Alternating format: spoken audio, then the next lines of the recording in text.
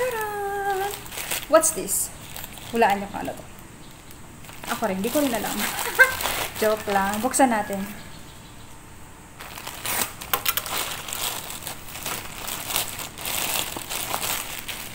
Chararan, chararan, chararan. Pang ano to?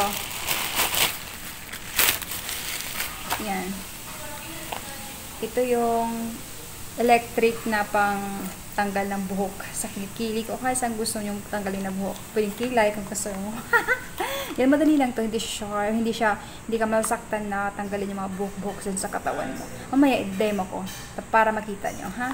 Yan, super nice nito. Super nice kasi hindi na ako masasaktan. Kasi pag mag-wax, hindi ka na magwa-wax, hindi ka na mag-aahit. Kasi pag nag-aahit, nangingitim yung kilig-kilig ka. Kaya ayoko mag-ahit talaga. So, ayoko. So, electric pa to. Ayan. So, binili ko yung silver. Ayan. So, ayan. Ito yan siya. So, igaganyan mo lang yan siya kung mayroon ka dito. Buhok dyan. Dito. Ayan. So, try natin. Ito yun. Gumagana na siya. Saan nga ba may buhok sa akin? Ito. Ayan. Kita niyo yung buhok ko. Olo, hindi masakit. Yan, tanggal yung buhok ko. Yan. Ayan, wala na akong buhok. Ayan, natanggal na. Tanggal na. Kita nyo. Ito yung parting to. Bongga talaga. Love this one.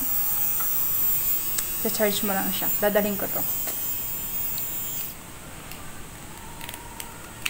Diba cute? Ganda-ganda na to. Kasi ito yung ano niya. Yan. At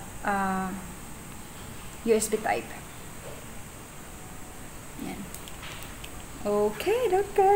Love this one. Hindi na ako mahirapan ay, sa aking kilikili kasi sasaktan ako mag-ahit tsaka mag-wax. Ayoko. So, at least may meron ganito na ako.